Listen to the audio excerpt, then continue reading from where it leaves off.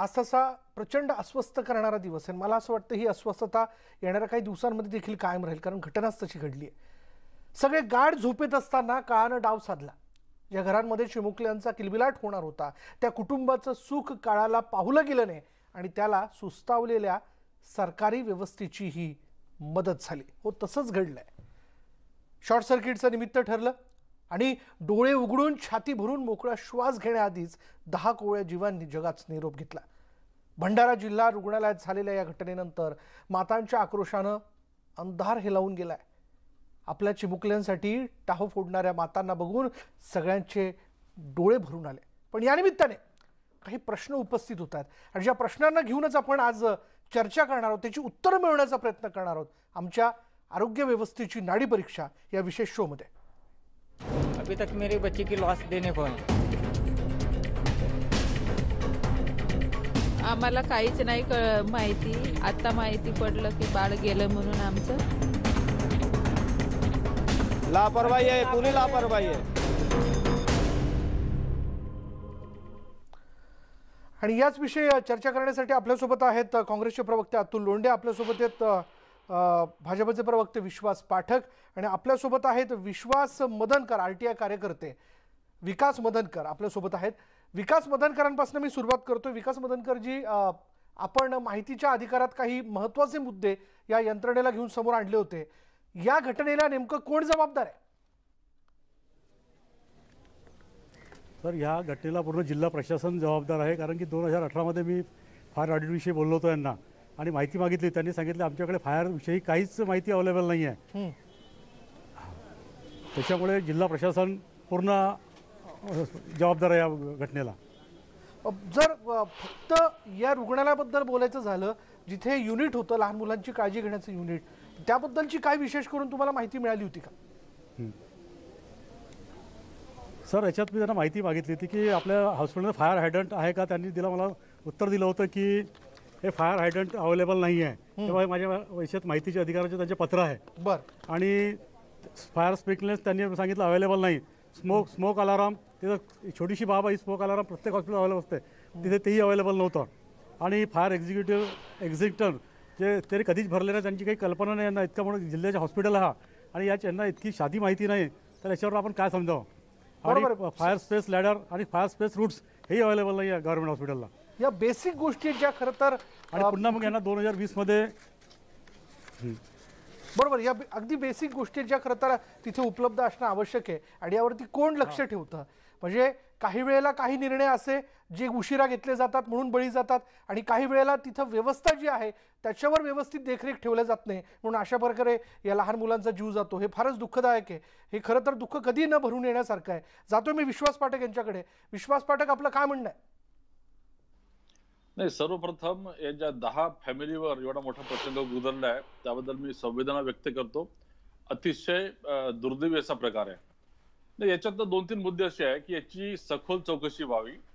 चौकशीतनं जे दोषी असतील त्यांच्यावर कारवाई करावी। विषय तो 2018चा आहे, 19चा आहे की 20चा आहे, हे सगळं चौकशीत बाहेर येईल।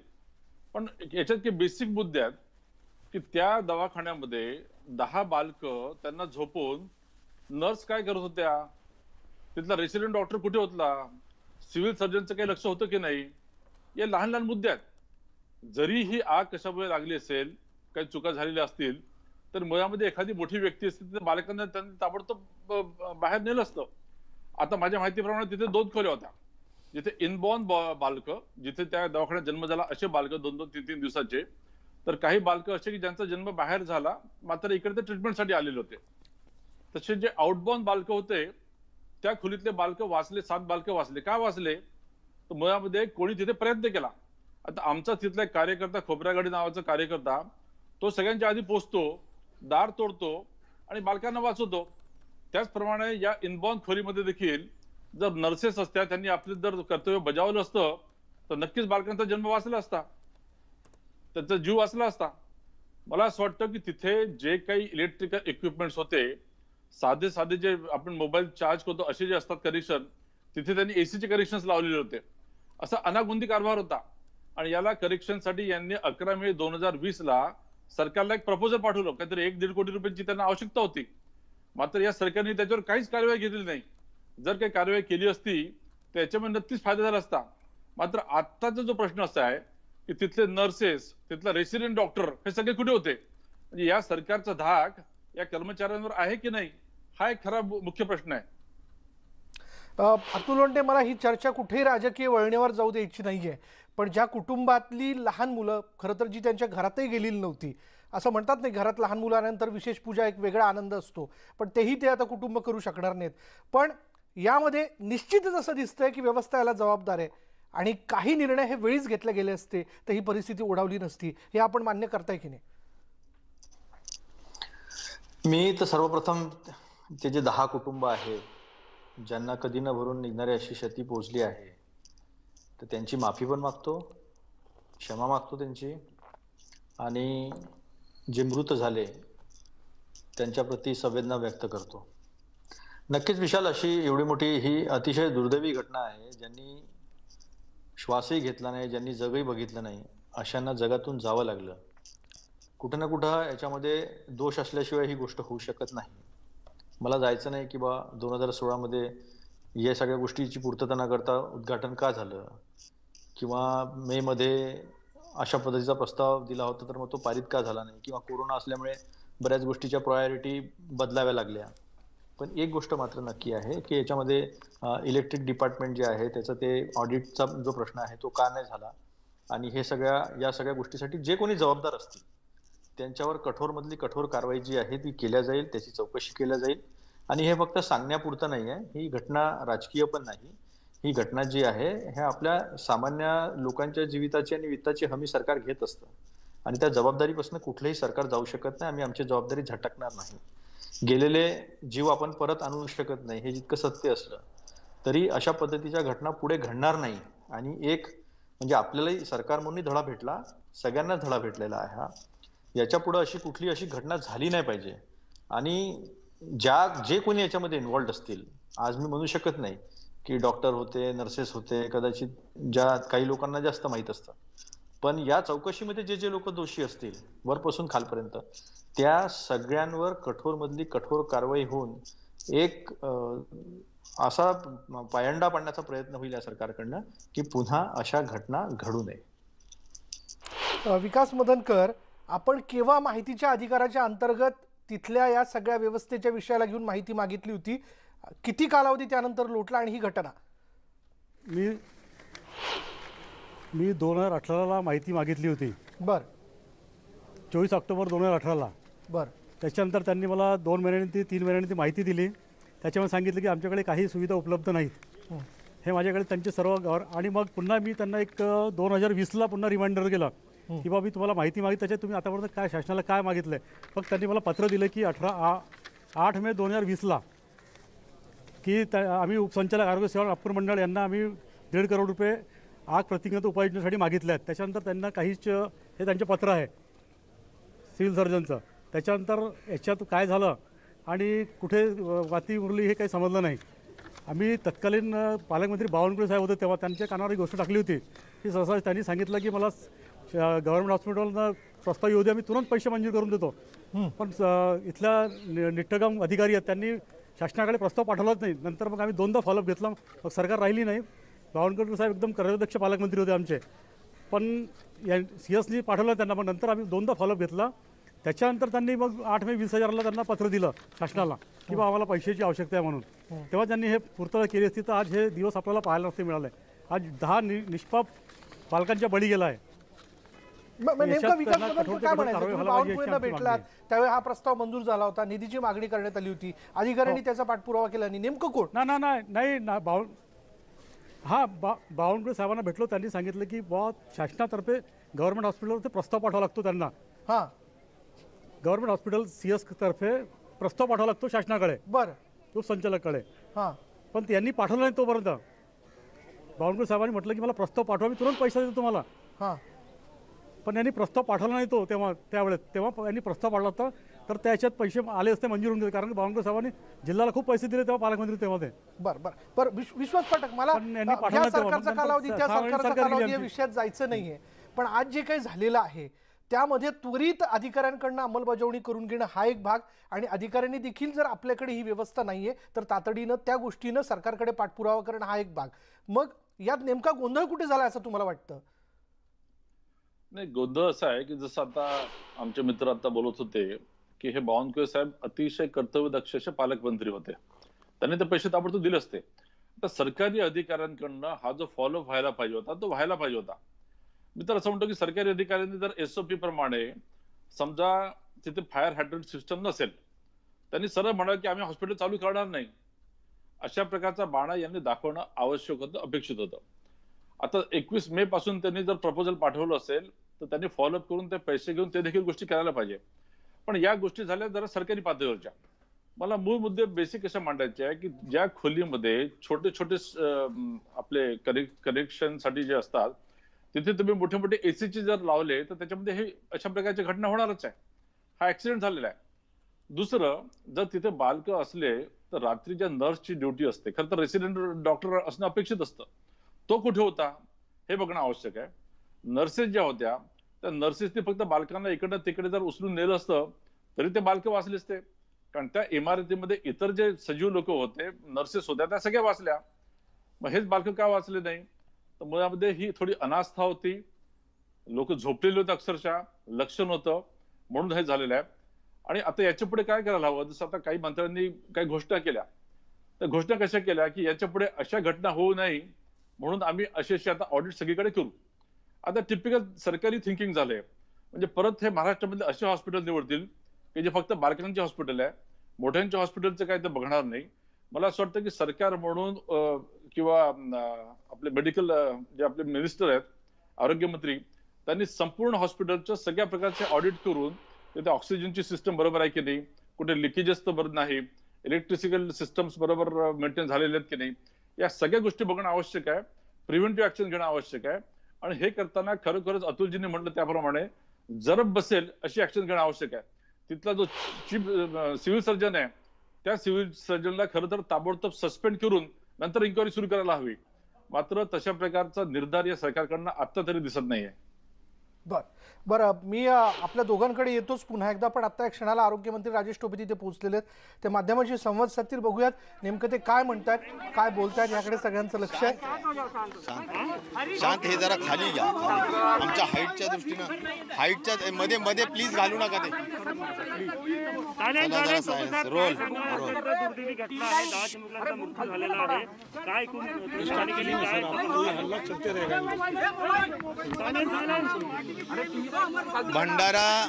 भंडारा जिल्ह्यामध्ये जिल्हा रुग्णालयामध्ये आम्ही उपस्थित आहोत. मी आहे, माझ्याबरोबर पालकमंत्री आदरणीय कदम साहेब आहेत, आणि त्याचबरोबर आमच्या विधानसभेचे अध्यक्ष श्री नाना पटोलेजी पण आवर्जून आम्ही सगळे एकत्र प्लेनने आलो. पुण्यामध्ये मी होतो, आणि जी काही घटना घडली अतिशय दुर्दैवी आहे, अतिशय दुःखदायी आहे. आणि खऱ्या अर्थाने आम्ही तिथे वर जाऊन बघून आलो. ती लहान बालकं, अचानकपणे निष्पाप बालकं मी असे म्हणेल, ज्याच्यामध्ये 8 मुली आणि 2 मुलं अशा स्वरूपाने हे 10 बालकं आहेत, जे आउटबॉर्न वॉर्डमध्ये होते, म्हणजे प्रामुख्याने बाहेर जन्म घेतले होते, या हॉस्पिटलमध्ये नाही. परंतु त्यांना एकतर जन्मताच कमी वजन किंवा त्यांना ऑक्सिजनचा कमी पुरवठा झाल्या कारणाने साधारणपणे 1 दिवसाचं वय ते 30 दिवसाचे वय या दरम्यान, म्हणजे कोणी 7 दिवस, कोणी 8 दिवस, कोणी 10 दिवस अशा दरम्यानची ही सगळी बालकं होती.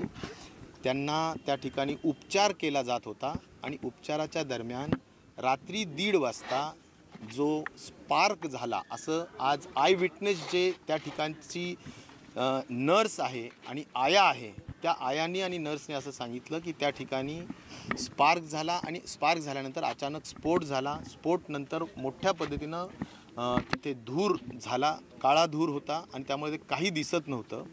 आणि त्यामुळे त्याच्याच बाजूला असलेलं जे इनबॉर्न युनिट होतं, म्हणजे जे बालकं इथे जन्मले, त्या युनिटला सुद्धा खूप धुरानी पूर्ण ती रूम पूर्ण गच्च भरली होती. पण तिथले 7 बालकं सेफली बाहेर हलवण्यात आले. आम्ही त्याही वॉर्डात जाऊन आलो. ते सगळ्या बालकांची तब्येत अतिशय चांगली आहे आणि ते सुस्थितीत आहेत.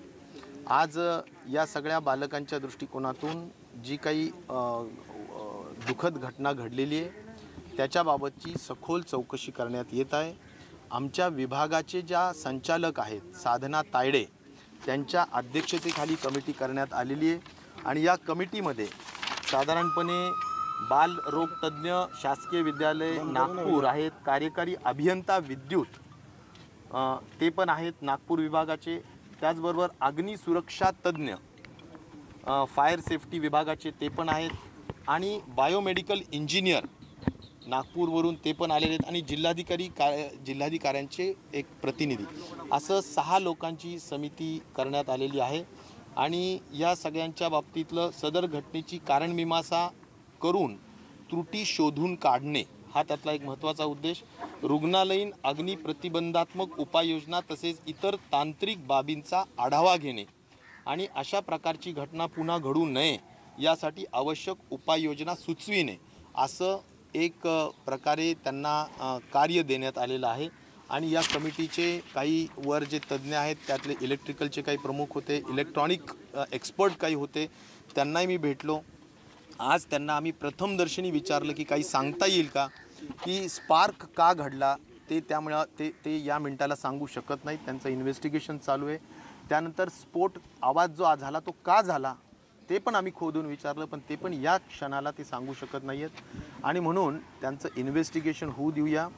डायरेक्टर साधना तायडे ह्यासुद्धा आत्ता पोहोचत आहेत त्या थोड्या वेळाने आणि त्यानंतर हा संबंध रिपोर्ट रात्री उद्यापर्यंत तयार होईल आणि त्या अनुषंगाने हे जे काही मॅन्डेट देण्यात आलेलं आहे, हे जे काही त्यांना कार्यसूची देण्यात आलेली आहे की ज्यामध्ये अशा पद्धतीच्या घटना घडू नयेत यासाठीच्या उपाययोजना, का घडलं याबाबतचा सुद्धा तपास आणि खास करून जी फायर एक्सटिंग्विशर संयंत्रणा आहे म्हणजे अग्नी प्रतिबंधात्मक संयंत्रणा ही चालू होती का नाही, चालू तर होती कारण त्यात एक्सटिंग्विशर्सनीच आग विझवलेली आहे, जी विझवली ती एक्सटिंग्विशर्सनीच विझवली, पण तरीसुद्धा या बाबतीतलं फायर ऑडिट वगैरे वगैरे करण्यासाठी सुद्धा नॅशनल फायर कॉलेज जे नागपूरला आहे त्यांनासुद्धा ह्या बाबतच्या सूचना दिलेल्या होत्या. ते पत्र मी स्वतः वाचलेले आहेत. आता विषय एवढाच येतो की हा स्फोट हा का घडलेला आहे, त्याच्या बाबतीतला कुठे बिघाड झालं होतं, काय झालं होतं याचा शोध ते निश्चित प्रकारे घेतील. हा झाला घटना विषय. आम्ही सगळेजण दुःखात सगळेजण सहभागी आहोत, शासन सहभागी आहे. अतिशय महाराष्ट्र आणि देश हळहळलेला आहे याची आम्हाला पूर्ण जाणीव आहे, भावना आहे. आणि म्हणून या सगळ्या भावनेची कदर करत मी एवढंच सांगेल की फायर ऑडिट, स्ट्रक्चरल ऑडिट आणि कुठल्याही परिस्थितीत या सगळ्या संदर्भाने अशा घटना घडू नयेत म्हणून आम्ही राज्यस्तरावर सुद्धा सगळ्या हॉस्पिटल्सला, डिस्ट्रिक्ट हॉस्पिटल्सला आम्ही सूचना ताबडतोब दिलेल्या आहेत. तसं पत्र ताबडतोबीनं इश्यू झालेलं आहे आणि या गोष्टींच्या काळजी घेऊ. आता हे ॲक्सिडेंटल असेल तर काय असेल या सगळ्या गोष्टीचं इन्व्हेस्टिगेशन नंतर होईल, पण जर कुणाची लापरवाही असेल, कुणाचाही हलगर्जीपणा असेल, काहीही यामध्ये जे निष्पन्न होईल, कदाचित जर काही तिथं त्याचा जो रिपोर्ट असेल त्या रिपोर्टच्या अनुषंगाने योग्य ती उचित कार्यवाही कुणालाही पाठीशी न घालता ती केलीच जाईल, याबद्दल कुणाच्या मनात शंका असण्याचं काही कारण नाही. मदत म्हणून माननीय मुख्यमंत्री महोदयांनी या सगळ्या परिवाराला 5 लाख रुपये जाहीर केलेले आहेत. ते 5 लाख रुपये कलेक्टरच्या माध्यमातून त्वरेने उद्याच्या उद्या पोहोचवण्याची व्यवस्था आम्ही करू आणि या सगळ्या संदर्भाने आमच्या संवेदना आहेत.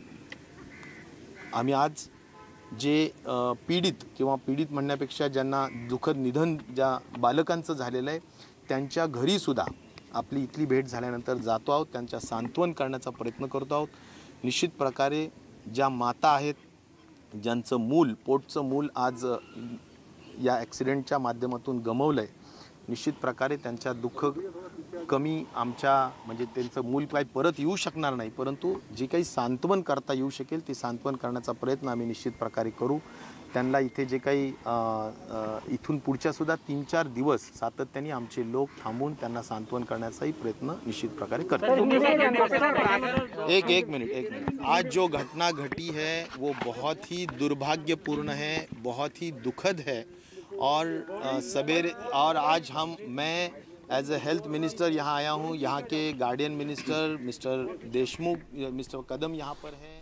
यहाँ के हमारे आणि ब्रेकनंतर पुन्हा एकदा आपलं सगळ्यांचं स्वागत. अतुल लोंढे, सहज ब्रेकमध्ये मी विचार करत होतो तेव्हा माझ्या अशा लक्षात आलं की हेच बघा ना, म्हणजे घरात जर थोडा जरी आपल्याला किचनमध्ये गॅसचा वास आला तर आपण तपासायला सुरुवात करतो की काही बिघाड आहे की काय. म्हणजे हाच घरातला जो गृहप्रमुख असतो तो जर एखाद्या ठिकाणी काम करत असेल, मग तो असं आपण गृहीत धरूया की हॉस्पिटलमधला डॉक्टर असेल, त्याला घरात जर काही बिघाड होणार असेल तर त्याची पूर्वकल्पना आल्यानंतर तो तातडीने हालचाली करतो. पण तेच ज्या ठिकाणी मी काम करतोय ते देखील माझं घर आहे, ते हॉस्पिटल आहे, तिथे जर गेल्या काही दिवसांपासून वीज प्रवाहात गेल्या दिवसांपासून काही समस्या आहे किंवा इलेक्ट्रिकल ऑडिट झालेलं नाही आहे, हे का तो लक्षात घेत नाही? म्हणजे चलता आहे, जाऊ द्या, होऊन जाईल, हा ॲटिट्यूड अधिकाऱ्यांचा, तिथल्या व्यवस्थेचा इथे आडवा येतोय का आणि त्याचे हे परिणाम आहेत का?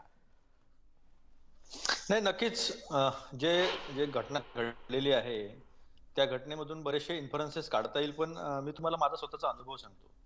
म्हणजे 2011 म्हणजे माणूस कसा रिॲक्ट करतो, म्हणजे प्रशिक्षित असलेला व्यक्ती आणि अप्रशिक्षित असलेला व्यक्ती एखाद्या कॅलॅमिटीला पुढे जातो, एखाद्या अशा प्रकारच्या घटनेला पुढे जातो, तेव्हा त्याच्या रिॲक्शनचा फरक कसा पडतो मी तुम्हाला म्हणजे माझा स्वतःचा अनुभव सांगतो. जेव्हा मंत्रालयामध्ये आग लागली त्यावेळेस आम्ही अजितदादांच्या अँटी चेंबरमध्ये 4 लोक बसलो होतो आणि बराच वेळ 5-10 मिनिटं झाले, काही आवाज झाला नाही. जेव्हा दार उघडून बघितलं मी तर सगळा काळाकुट्टा अंधार झाला होता. आणि जेव्हा कार्बन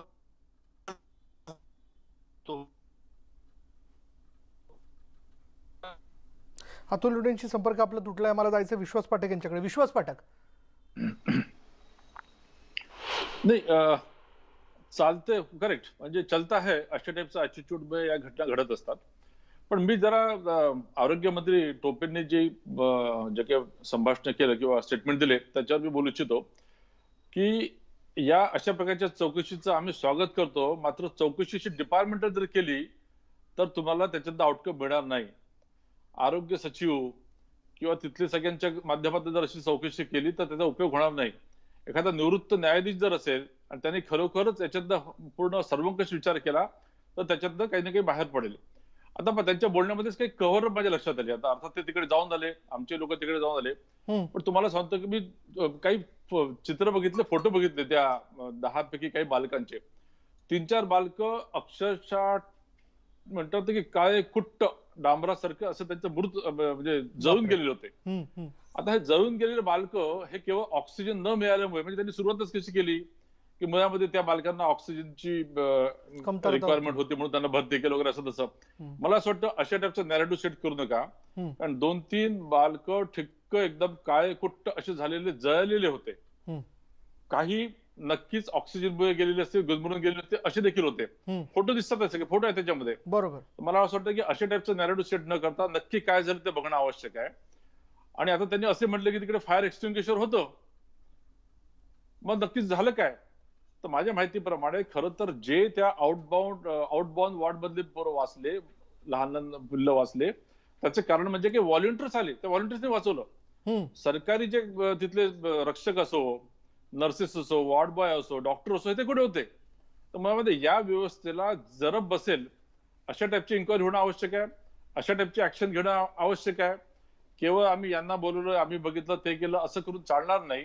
कारण हा प्रश्न काँग्रेसचा, शिवसेनेचा किंवा बीजेपीचा नाही, हा व्यवस्था परिवर्तनाचा प्रश्न आहे. त्यामुळे एखाद्या निवृत्त न्यायाधीशाकडनं जर याची चौकशी केली आणि त्याच्या माध्यमातून नवीन एसओपीस तयार केले तर त्याच्यात नक्कीच काहीतरी बाहेर पडेल. व्यवस्था बदलाचा मुद्दा जो आहे तो फार महत्वाचा या ठिकाणी आपण मांडलेला आहे. विश्वास पाठक. अतुल लोंढेजी, फार महत्वाचा विषय हा की आता जे आउटबॉर्न वॉर्ड आहे किंवा जो कक्ष आहे तिथं सतत कोणीतरी उपस्थित असणं आणि जी 10 बालक आहेत त्यांना जर एखाद्या बॉक्समध्ये किंवा तिथे पेटीमध्ये ठेवलेलं आहे, ते एक नर्स असेल, एक कुठला तरी आरएमओ असतो, तो सतत त्यांना ऑब्झर्व करत असतो. कारण काही व्यवस्था किंवा त्यांच्या छातीची ठोके मोजण्यासाठी म्हणून लावलेली यंत्रणा तिथे असते. तिथं कोणी उपस्थित नव्हतं. आता डॉक्टरांना तिथे बोर्ड लावून हे सांगण्याची वेळ आली आहे का की इथे उपस्थित राहायला हवं, कोणीतरी इथे उपस्थित राहून या मुलांकडे बघायला हवं? नाही, आता याच्यामध्ये 2 गोष्टी मला त्या टोपे साहेबांनी सांगितलेल्या अतिशय महत्वाच्या वाटतात. एक त्यांनी स्ट्रक्चरल ऑडिट करायला सांगितलं होतं आणि एक फायर ऑडिट. स्ट्रक्चरल ऑडिट पण तितकंच इम्पॉर्टंट आहे. काही इमारती जुन्या पण झालेल्या आहेत. ह्या 2 गोष्टी फार महत्वाच्या. मी रिस्पॉन्स सिस्टमचा बोलत होतो कारण मी त्याचा स्वतः अनुभव घेतलेला आहे. काही लोक रिस्पॉन्स देऊ शकतात, काही लोक रिस्पॉन्स देऊ नाही शकत. आम्ही रिस्पॉन्स दिला, काहीतरी प्रयत्न केले म्हणून आम्ही वाचलो. एक लक्षात घ्या. तिथे आता स्फोट झाल्यानंतर जेव्हा कार्बन निघतो ना, तेव्हा पहिले माणूस जो मरतो तो गुदमरून मरतो. काही बालकांपर्यंत आग पोहोचली असेल, पण जेव्हा तो कार्बन निघतो तेव्हा व्यक्ती गुदमरून मरतो. हा स्वतःच्या अनुभवातून मी एक सांगतो. आज असं म्हणणं की बा हे दोषी होते ते दोषी होते, त्यापेक्षा चौकशी होऊ द्या. कारण की कोणालाही भीतीमध्ये टाकणं योग्य नाहीये. तिथे फायर एक्सटिंग्विशर मध्ये होतं मटेरियल, त्याच्या फायर एक्सटिंग्विशरनीच आग विझवली असं सुद्धा प्राथमिकदृष्ट्या लक्षात येतं. ही जी चौकशी नेमलेली आहे ती चौकशी एसओपी कोण देईल? तर मग आता तिथे इलेक्ट्रिकल एक्झिक्युटिव्ह इंजिनियर आहे, नंतर नागपूर फायर इंजिनिअरिंगचे जे फायर कॉलेज आहे, एकमेव कॉलेज आहे अशा खंडातलं, त्याच्यातले एक्सपर्ट आहे. बायो मेडिकल हजार्ड्स त्याच्यातले एक्सपर्ट आहे. त्या जे एसओपी देतील ते त्या एसओपी सगळीकडे राज्यामध्ये इमिजिएट इम्प्लिमेंट कराव्या अशा पद्धतीचं आदेश जे आहे ते पत्र निघालं, ते पण त्यांनी सांगितलं. याचे जे फाइंडिंग आहे त्या फाइंडिंग उद्यापर्यंत येतील, त्यांनी हे पण सांगितलं. म्हणजे क्विक रिस्पॉन्स जो आहे या सगळ्या गोष्टीमध्ये देणं आवश्यक आहे. आणि जे कोणी याच्यामध्ये इन्व्हॉल्ड असतील, मग त्या नर्स असतील किंवा आपलं कर्तव्य सोडून पळून गेल्या असतील किंवा स्फोट झाल्यानंतरची रिॲक्शन फार वेगळी असते. कारण मंत्रालयामध्ये पण पहा तुम्ही, सगळ्या कॉम्प्रेसर जे होते एसीचे, त्यांचे एकामागे एक ब्लास्ट होत होते. आणि आम्ही त्या ज्या लेंटिलवर उभं होतो त्या प्रत्येक लेंटिलवर हे होतं, कॉम्प्रेसर होता एसीचा. तर या ज्या गोष्टी आहे ह्या गोष्टी फार वेगळ्या आहे. याच्यामध्ये मला वाटतं एक गोष्ट अजून व्हायला हवी, ती नक्कीच पत्र लिहून मी सरकारला कळवेल, ती ही की मॉक ड्रिल्स आपण घेत असतो. म्हणजे अनेक देशांमध्ये मॉक ड्रिल्स असतात. आपण मंत्रालयामध्ये मॉक ड्रिल घेतल्या त्याच्यानंतर की आग लागली, माहीत झालं तर कसा त्याला रिस्पॉन्स द्यायचा, कशा पद्धतीने बाहेर पडायचं, कशा पद्धतीने इतर लोकांना इन्फॉर्म करायचं, या सगळ्या गोष्टीचे प्रशिक्षण जे आहे ते अतिशय आवश्यक आहे. कारण की माणसाला असो किंवा कोणीही असो, पहिली रिॲक्शन जी असते ती भीतीतून स्वतःला वाचवण्याची असते. हे मी तुम्हाला म्हणजे अतिशय प्रामाणिकपणे सांगतो. कोणाचाही जीव आता ज्यांनी वाचवलं ते अँब्युलन्सचे ड्रायव्हर्स होते, अँब्युलन्सवर काम करणारे लोक होते, ते तिथं होते. त्या 7 बालकांचं म्हणजे नशीब चांगलं, त्यांना ते वाचवलं. ते जे अँब्युलन्स मधल्या ज्या लोकांनी यावेळेस रिस्क घेऊन वाचवलं, त्यांचं जितकं कौतुक करावं तितकं कमी आहे. मी तर असं म्हणेन की सरकारने अशा लोकांना आपण रिवॉर्ड पण दिला पाहिजे, जेणेकरून काही लोकांसाठी बरोबर अतुल लोंढे, हे तर होईलच ओघाने. पण तुम्ही जसं म्हणालात की याबद्दलचा चौकशी अहवाल जो आहे तो लवकरात लवकर समोर यायला हवा. आणि ही वास्तविकता आहे की ज्या ठिकाणी 10 बालकं ज्या कक्षात दगावली तिथं कोणी नव्हतं, आणि ज्या ठिकाणी माणसं होती जिथं व्हॉलंटियर धावून गेली तिथे मात्र बालकं वाचलेली आहेत. या गोष्टीचा देखील प्रकर्षाने तपास व्हायला हवा. आणखीन मला बोलायचं आहे, ब्रेकनंतर मी थेट जाणार आहे विश्वास पाठक यांच्याकडे. घेऊयात एक ब्रेक आणि ब्रेकनंतर ही चर्चा अशी सुरू राहील. पहा फक्त न्यूज 18 लोकमत. अभी तक मेरे बच्चे की लॉस देने को है. आम्हाला काहीच नाही माहिती. आता माहिती पडलं की बाळ गेलं म्हणून. आमचं लापरवाही आहे, पुरी लापरवाही आहे. खरं तर एखाद्या आईने 9 महिने तो गर्भ सांभाळणं आणि त्यानंतर त्याचा जन्म होणं हा क्षण त्या आईसाठी फार आनंदाचा असतो. पण जर त्या बालकाला जन्म झाल्यानंतर काही त्याच्यामध्ये शारीरिक उणिवा असतील किंवा त्याला त्रास असेल तर त्याला खास कक्षामध्ये ठेवण्यात येतं. आणि अशीच ही जी बालकं होती त्या कक्षात ठेवण्यात आलेली होती विशेष केअर युनिटमध्ये, आणि तिथेही घटना घडल्याचं आपण बघतोय. आपल्याबरोबर या चर्चेमध्ये RTI कार्यकर्ते विकास मदनकर आपल्यासोबत आहेत. विकास मदनकर, पुन्हा एकदा म्हणजे आता विश्वास पाठक यांनी देखील व्यवस्थेतला बदल हा मुद्दा पुढे आणला. या विषयाला घेऊन खरं तर अतुल लोंढे देखील सहमत आहेत की तो बदल झाला पाहिजे, आणखीन काही गोष्टी केल्या पाहिजेत. पण किती वर्षांपासून या मुद्द्याला घेऊन तुम्ही पाठपुरावा करत होता, हा मुद्दा जरा समोर आणा ना. 2 वर्ष झाले मी यांच्याशी पाठपुरावा करताय. 12/10/2018 मी माहिती विचारली होती. त्याच्यानंतर पुन्हा मी त्यांना 22/6/2020 पुन्हा पत्र दिलं की सर मी तुम्हाला 2018 पत्र दिलं होतं, त्याच्यात तुम्ही कोणते फॉलोअप घेतले आणि काय पत्रव्यवहार केले वरिष्ठांशी त्याची मला माहिती द्या म्हणून. त्याच्यानंतर त्यांनी मला मग हा 8 मे 2020 त्यांनी पत्र दिलं की आम्ही आता हे पाठवणे. 2 वर्ष निग्लेन्सी सुरू आहे. मी जे पत्र दिलं की आपल्या इथे सुविधा नाही आणि ही मोठी व्यवस्था. आणि सर प्रायव्हेट हॉस्पिटलला जी फायर एनओसी लागते तर ही गव्हर्नमेंट हॉस्पिटलकडनं घ्यावं लागते. बरं, आणि ही गव्हर्नमेंट हॉस्पिटलला ही व्यवस्था नसेल तर काय बेसिसवर त्यांना ती सुविधा देतील आणि परमिशन देतील ती. त्याच्यावर हे याच्यावर लक्षात येते की इथले अधिकारी किती हे होऊन गेले आहेत म्हणून. त्यांनी 8 मे 2020 सहसंचालक आरोग्य सेवा यांना पत्र दिलं की आम्हाला आग प्रतिबंध उपाययोजनेसाठी पैसे उपलब्ध करून द्या मधून. मग अतुल लोंढे, हे अधिकाऱ्यांचं निर्डावलेपण असं नाही म्हणजे जी व्यवस्था खरं तर खासगी हॉस्पिटलला सरकारी हॉस्पिटलकडनं घ्यावी लागते आणि ती सरकारी हॉस्पिटलमध्येच उपलब्ध नाहीये. नाही, बरोबर आहे. अगदी म्हणजे मदनकरांनी जो मुद्दा उपस्थित केला तो अतिशय गंभीर आहे आणि तो योग्य देखील आहे. कोणत्याही हॉस्पिटलचं उद्घाटन स्ट्रक्चरल ऑडिट शिवाय, फायर ऑडिट शिवाय, इलेक्ट्रिकल ऑडिट शिवाय होऊ नये, ही बाब तर आता एकदम सिद्ध झालेली आहे. कारण उद्घाटनाच्या वेळेस सुद्धा कधी-कधी घाई गर्दी असते, कधी-कधी लोकप्रतिनिधींच्या माध्यमातून पण जी एसओपी ठरलेली आहे त्या एसओपीला कोणीही पार करू शकलं नाही पाहिजे, कारण शेवटी लोकांच्या जीवाचा प्रश्न असतो. त्यामुळे या गोष्टी ज्या सांगितल्या, मला वाटतं मदनकरांनी ह्या सगळ्या गोष्टी जी समिती आहे त्या समितीच्या पुढे पण आणायला हरकत नसावी. कदाचित त्यांना पण हिअरिंग समिती देऊ शकेल आहे, किंवा समितीने जर हिअरिंग दिली नाही तर त्यांनी पालकमंत्र्यांकडे तशा पद्धतीचा सगळं दस्तावेज जो आहे तो आणि त्यांचं स्वतःचं काय म्हणणं आहे ते त्यांनी पालकमंत्र्यांकडे, किंवा नानाभाऊ पटोले आपले तिथे आहेत ते पण तिथे लागलीच पोहोचले होते. त्यांनी सगळी चर्चा केली. मदत उद्यापर्यंत गेली पाहिजे, मदत त्यांच्या उद्यापर्यंत जाईल. पुन्हा सांत्वन करायला तिथे 7 दिवस 8 दिवस लोक ज्या त्यांच्या सगळ्या मदतीला राहतील, या सुद्धा बाबी घेतल्या आहेत. पण जी व्यवस्थेमध्ये एक प्रकारचा मेकॅनिकल तांत्रिकपणा जो आलेला आहे की हे झालं का ते झालं का, त्याच्यामध्ये थोडंसं सेन्सिटिव्हाइज जे आहे ते या लोकांना करणं, सेन्सिटाईज करणं ह्या लोकांना फार आवश्यक आहे. कारण की शेवटी आपण कोणाचाही जीव, तुम्ही जसं मगाशी बोलला होतात की आपल्या घरामध्ये थोडंसं गॅसचा वास आला की आपण जाऊन बघतो की रेग्युलेटर सुरू आहे का, गॅस सुरू आहे का. तर आपण ह्या सगळ्या गोष्टी ज्या बघत असतो त्या आपण ज्या ठिकाणी काम करतो, कदाचित आज बालकं गेली, उद्या ज्यांच्याबद्दल पाठक साहेब बोलत आहेत, नर्सेस असतील, डॉक्टर्स असतील, कदाचित एखाद्या वेळेस झोप लागली. मी तुम्हाला सांगतो 1 ते 1.5 मिनिटात माणूस बेशुद्ध पडतो.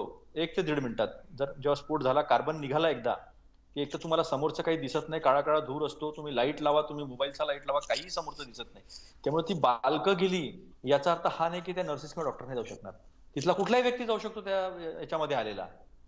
तर या सगळ्या गोष्टीसाठी त्यांना त्याचं प्रशिक्षण पण देणे आणि एक सेन्सिटाईज करणे, बरोबर. पण हे घडू नये यासाठी देखील अतुल लोंढे खरं तर जी काळजी घेणं आवश्यक होतं, इलेक्ट्रिकल ऑडिट असेल, स्ट्रक्चरल ऑडिट असेल, ते वेळच्या वेळी करून घेणं हा तर त्या अधिकाऱ्याचा भाग होता ना. आपण बोलूयात अधिक. मला असं वाटतं एररलेस सिस्टीम असणं आणि ती तर आरोग्य व्यवस्थेत असायलाच हवी खरं तर. मग त्यात ह्युमन एररही नको आणि मशीन एररही नको. याबद्दल आपण अधिक बोलणार आहोत. वेळ झाली का ब्रेकची. ब्रेक घेऊयात आणि ब्रेक नंतर ही चर्चा अशी सुरू राहील. पहा फक्त न्यूज 18 लोकमत. अभी तक मेरी बच्ची की लॉस देने को है. आम्हाला काहीच नाही माहिती. आता माहिती पडलं की बाळ गेलं म्हणून आमचं. लापरवाही आहे, पुरी लापरवाही आहे.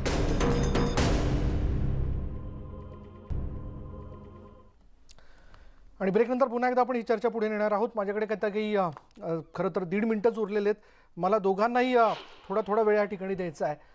मी ब्रेकपूर्वी म्हणालो विश्वास पाठकजी की उणीवारहित सिस्टीम असणं, व्यवस्था असणं, म्हणजे आरोग्य व्यवस्थेला घेऊन कैक वर्षांपासून आपण खरं तर चर्चा करतोय. पण हे कधीतरी एकदाचं झालं पाहिजे असं सर्वसामान्य माणसाला वाटतं. कारण शेवटी याच व्यवस्थेत राहून आपण स्वतःवरती इलाज करून घेत असतो आणि बरे होतो. नक्कीच. बघा, प्रत्येक व्यवस्थेमध्ये कधी ना कधी एक ग्लानी येत असते आणि ती ग्लानी घालवण्यासाठी, आणि दुर्दैवाने असे इन्सिडेंट झाले की तुम्हाला नव्याने तिकडे बघायचं असतं. मला हेच सांगायचं की ही जी तुम्ही इन्क्वायरी करताय ते इन्क्वायरी इलेक्ट्रिकल इन्स्पेक्टर किंवा व्हीआरसीचे काही अधिकारी किंवा फायर इंजिनियर्स हे सगळं तुम्ही करा, पण त्याचे अध्यक्ष कोण असणार आहे तर आरोग्य सचिव. मला असं वाटतं सगळं डिपार्टमेंटल इन्क्वायरी न करता एखाद्या निवृत्त न्यायाधीशाच्या माध्यमातून व्यवस्थित जर करून नव्याने आपण जर अप्रोच केला तर बरं होईल. मला एकच सांगायचं की रिस्पॉन्स टाइमचं आता अतुलजीने म्हटलं की आरोग्य मंत्र्यांनी जी घोषणा केली आहे ती उद्या सकाळपर्यंत यांचं मॅन्डेट ठरेल की यांना करायचं काय. आणि 15 दिवसाच्या गोष्टी करतात आहे. मला असं वाटतं 15 दिवसात नाही, हे ताबडतोब 7 दिवसामध्ये विश्वास पाठकजी मी आपल्याला थांबवतोय. राजेश टोपे बोलतात, त्यांच्याकडे जाऊयात. पण रिपोर्टमध्ये प्रत्येकाला 1 to 1 इंट्रोगेट केलं जाईल, आय विटनेसेसला इंट्रोगेट केलं जाईल, पोलीस इंट्रोगेट करतील, इलेक्ट्रिकल ऑडिटर त्या ठिकाणी इलेक्ट्रिकल एक्सपर्ट आलेले आहेत, इलेक्ट्रॉनिक एक्सपर्ट आलेले आहेत आणि ह्या सगळ्या लोकांच्या कमिटीमध्ये सगळे लोक आहेत. त्या सगळ्या कमिटीच्या माध्यमातून अगदी डिटेलमध्ये की कुठे जिथं स्पार्क झाला तिथे का स्पार्क झाला, तिथे कशामुळे स्पार्क झाला, नंतर स्फोट झाला म्हणतात तर मग कुठे स्फोट झाला, तो स्फोट होण्यासारखी काय कारण होतं त्याचे संशोधन होईल. मला असं वाटतं की याचा रिपोर्ट येऊ द्यावं 1 किंवा 2 दिवसाच्या आतमध्ये. आज आणि उद्यामध्ये आपण त्यांना वेळ देऊया. प्राथमिक रिपोर्ट जरूर येईल, त्याच्यावरून कुणावर कोण कसं हे टाळू शकलो असतो, कुणी हलगर्जीपणा केलाय का तांत्रिक बिघाड झाला, या सगळ्यांचा त्याच्यात कुणाला हे बघा ही हृदय अतिशय हृदय द्रावक घटना आहे, अक्षरशः हृदय पिळवटून टाकणारी घटना आहे. याच्यामध्ये दोषींवर कारवाई करणारच, त्याच्यात कुणाच्या मनात शंका असण्याचं कारणच नाही. 3 दिवसापासून तिथे फ्लक्च्युएशन सुरू. आज आम्ही या ठिकाणी या सगळ्या कमिटीला कामाला गती मिळाली पाहिजे, कमिटीचा रिपोर्ट लवकर आलाच पाहिजे आणि शासनाकडून, शासन शेवटी मायबाप सरकार असतं आणि त्या दृष्टिकोनातून सरकारच्या वतीनं 5 लाख रुपयाचा धनादेश आम्ही आता दिलेला आहे आणि उर्वरित कुटुंबांना सुद्धा त्वरेने ह्या 5-5 लाख रुपयाचे धनादेश दिले जातील. हे आपण फुल नाही फुलाची पाकळी म्हणून आपण मदतीचा हात हा निश्चित प्रकारे आहे, परंतु मुख्यतः ह्याच्यामध्ये एकच लक्षात घेतलं पाहिजे की या कमिटीचा रिपोर्ट, दोषींवर कारवाई आणि अशा घटना घडू नये म्हणून त्या अनुषंगाने राज्यभरामधील इतर सगळ्याच संस्थांमध्ये अशा पद्धतीच्या प्रतिबंधात्मक उपाययोजना. तुम्हाला किती धक्का बसला सर आज सकाळी? अतिशय मना दुःख झालेलं आहे. पहाटे 5 वाजता मला पहिला फोन आला आणि त्या मला निरोप मिळाल्या मला अतिशय मनापासून दुःख झालं आणि सगळ्या यंत्रणेला मी कामाला लावलं. आमच्या डायरेक्टर्सला इथं पाठवलं आहे, इथल्या सगळ्या लोकांना फोनवर बोललो, कलेक्टर, SP आणि इथले जे काही आमचे सिव्हिल सर्जन, डेप्युटी डायरेक्टरला इथे पाठवलं.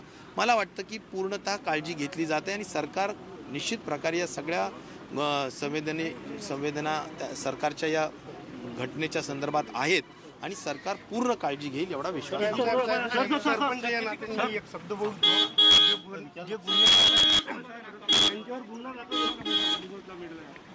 आता मला वाटतं उद्यापर्यंत पूर्ण 10च्या 10 कुटुंबांना 5 लाख रुपयाचा मोबदला दिला जाईल. आज आम्ही एकाला दिलेला आहे. आता आम्ही 10च्या 10 कुटुंबांना आम्ही देणार.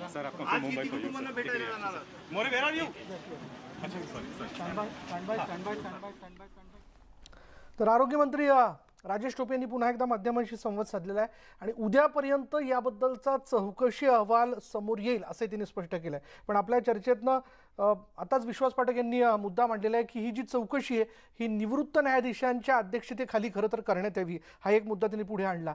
अतुल लोंढे, माफ करा, शोची वेळ माझी संपलेली म्हणून मी आपल्याकडे येऊ शकत नाही, पण जाता जाता मला असं वाटतं या ठिकाणी पत्रकार म्हणून व्यक्त होण्यापेक्षा सर्वसामान्य माणूस म्हणून मला व्यक्त व्हावंसं वाटतं की महाडमधली बिल्डिंग पडली, त्यानंतर स्ट्रक्चरल ऑडिटचा मुद्दा आला आणि त्यानंतर पुढे काय झालं किंवा काय होतंय याचा विसर देखील आज लोकांना पडलेला आहे. आज ही घटना घडलेली आहे, आठवडाभर याबद्दलची चर्चा केली जाईल, हळहळ व्यक्त केली जाईल आणि public memory is a short memory असं आपण म्हणतो, त्याचा देखील लोकांना विसर पडेल.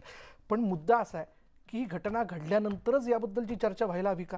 घरातला फॅन बिघडला तर आपण तो दुरुस्त करण्यासाठी धावधाव करतो कारण गरम व्हायला लागतं, पण इथे तर माणसाला जिवंत ठेवण्यासाठी आवश्यक यंत्रणा आणि त्याला पुरवठा करणारी विद्युत यंत्रणा यातच काहीतरी बिघाड होता, अर्थात तो चौकशीतनं समोर येईल. ती दुरुस्ती वेळच्या वेळी व्हायला नको का? हा मुद्दा आहे. घटनेची किंवा घटना घडण्याची वाट आपण पाहता कामा नये. किती दिवस आपण यावर चर्चा करणार आहोत? आज इथेच थांबूया. पहा फक्त न्यूज 18 लोकमत. अभी तक मेरे बच्चे की लॉस देने को है. आम्हाला काहीच नाही माहिती. आता माहिती पडलं की बाळ गेलं म्हणून आमचं.